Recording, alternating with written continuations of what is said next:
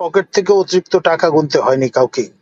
আপনার যা ন্যায্য ভাড়া সেই ভাড়া দিয়ে তারা যেতে পেরেছেন। এই কারণে আমি বলবো যে শরণাতীতকালে সেরা ঈদ এবার উদযাপন করতে সক্ষম হয়েছেন আমাদের নগরবাসী। জনগণের অনুকূলে গেছে এবং সেই কারণে জনগণ এই ধরনের ব্যবস্থাপনা যারা প্রদান করতে পারেন একেবারে হাতে কলমে, যেটি চোখে আঙ্গুল দিয়ে দেখিয়ে দিতে সক্ষম, সেরকম সরকার তারা চান। প্রজন্মের যারা সন্তান সন্ততি তাদের জন্য তো যত রকমের আপনি গিমিক হাজির করেন না কেন তারা ততই আহ্লাদিত দিতে হবে, এটাই স্বাভাবিক। সুতরাং এটাতে কারো কোনো সমস্যা হয়েছে সেটা আমি মনে করি না। আর এর পাশাপাশি এই প্রথমবারের মতো আমরা দীর্ঘদিন পর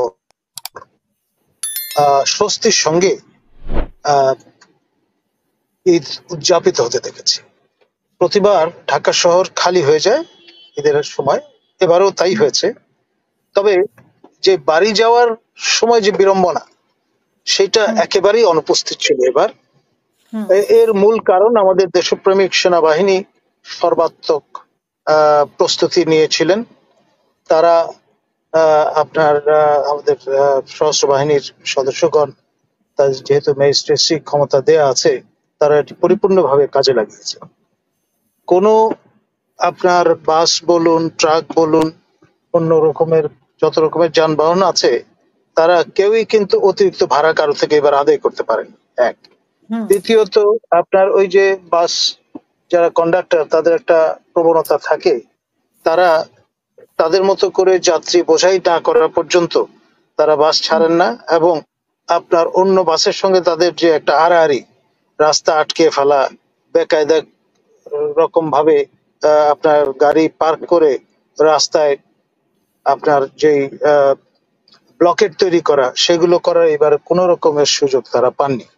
অর্থাৎ সশস্ত্র বাহিনীর সদস্যগণ একেবারে যেটাকে বলে কোন রকমের ইয়ে ছাড়া, কোনো অজুহাত কারো কাছ থেকে শুনতে নারাজ ছিলেন।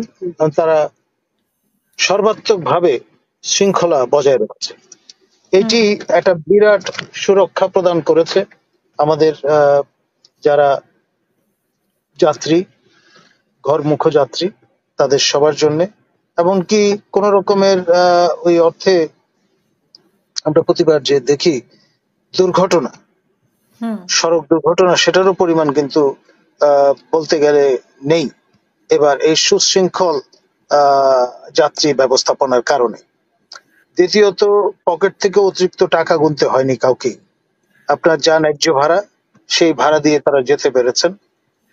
এই কারণে আমি বলবো যে শরণাতীতকালে সেরা ঈদ এবার উদযাপন করতে সক্ষম হয়েছেন আমাদের নগরবাসী, এবং বিভিন্ন বড় নগর থেকে ছোট শহর কিংবা আপনার পল্লী এলাকায় যারা গিয়েছেন তারা সবাই এই বেনিফিটটা ভোগ করেছেন। আর এর পাশাপাশি আপনার দ্রব্যমূল্য প্রতিবারই আমরা দেখি রমজানে আকাশচুম্বী হয়ে যায়, আর ঈদের সময় মূল ব্যবসাটা করে নেয় ব্যবসায়ীরা। এইবার সেখানেও কিন্তু শৃঙ্খলা ফিরে এসছে।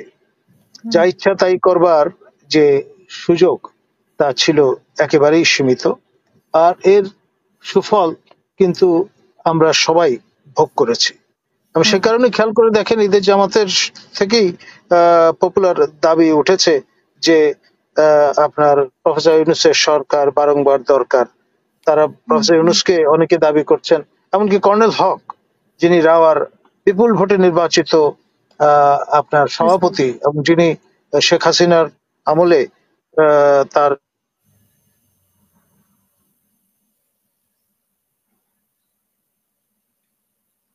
জি, শুনতে পাচ্ছেন আপনাকে।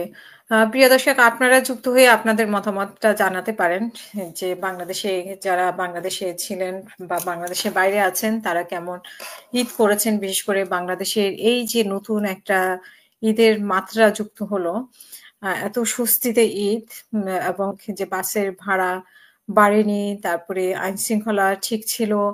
ঈদকে ঘিরে অনেকেই বলেছিল যে ঈদে অনেক কিছু হতে পারে, কিন্তু আমরা দেখেছি যে খুবই শান্তিপূর্ণভাবে ঈদ হয়েছে, এবং যেটি স্বস্তি ছিল, যেটা বললেন ডক্টর নাজমুল হাসান কলিমুল্লাহ, বাসের ভাড়া বাড়েনি, আইন শৃঙ্খলা খুব কন্ট্রোলে ছিল। তো এগুলো বাংলাদেশের জন্য আসলে ঈদের সময় একটা নতুন খবর। জি, তো বলছিলেন যে যেটা বলছিলাম, আপনার কর্নেল হক পর্যন্ত বলেছেন, যিনি বিএনপিতে আনুষ্ঠানিকভাবে যোগদানকারী অবসরপ্রাপ্ত সেনা কর্মকর্তাদের অন্যতম নেতা, তিনি বলেছেন যে 2029 পর্যন্ত আপনার প্রফেসর ইউনূসকে ক্ষমতায় রাখা দরকার। তো হুম, এই যে দাবিটা, সেটা ক্রমশ উঠছে, এবং এটার একটা বড় কারণ হচ্ছে ঈদ হুম, ব্যবস্থাপনা। এটি হুম, জনগণের অনুকূলে গেছে, এবং সেই কারণে জনগণ এই ধরনের ব্যবস্থাপনা যারা প্রদান করতে পারেন, একেবারে হাতে কলমে, যেটি চোখে আঙ্গুল দিয়ে দেখিয়ে দিতে সক্ষম, সেরকমের সরকার তারা চান। অর্থাৎ হুম, প্রফেসর ইউনূসের সরকার তারা চান। এরকমের একটি দাবি কর্নেল হকের কণ্ঠে আমরা শুনেছি। এখন আমার জন্ম পুরনো ঢাকায়, এবং আমরা ঐতিহাসিকভাবে, ঐতিহ্যগতভাবে জানি যে পুরনো শহরে ঈদ মিছিল বের করার একটা ট্রেডিশন সেই মোগল আমল থেকেই আছে। তো ফলে আমরা সেই অর্থে অবাক হইনি। তবে আপনার এই আহ, যে হিত ঐতিহ্য আবার পুনরায় জাঁকজমকের সঙ্গে ফিরে এসছে, প্রতিপালিত হচ্ছে, এটি আমাদের এক ধরনের আনন্দ প্রদান করেছে, তো কোনো সন্দেহ নেই। আর বিশেষ করে নতুন প্রজন্মের যারা সন্তান সন্ততি, তাদের জন্য তো যত রকমের আপনি গিমিক হাজির করেন না কেন, তারা ততই আহ্লাদিত হবে, এটাই স্বাভাবিক। সুতরাং এটাতে কারো কোনো সমস্যা হয়েছে সেটা আমি মনে করি না। আর ওই যে পাপেট নিয়ে হয়তো কিছুটা সমালোচনা হয়েছে, কিন্তু যাকে যে করেন আপনি, বাংলাদেশ এমন একটি জায়গা, এখানে যে কোনো পদক্ষেপ গ্রহণ করুন না কেন, এটা নিয়ে নানান রকমের সমালোচনা করার মতো লোকেরও কিন্তু অভাব হবে না। তো সেই জন্য আমি মনে করি something is better than nothing.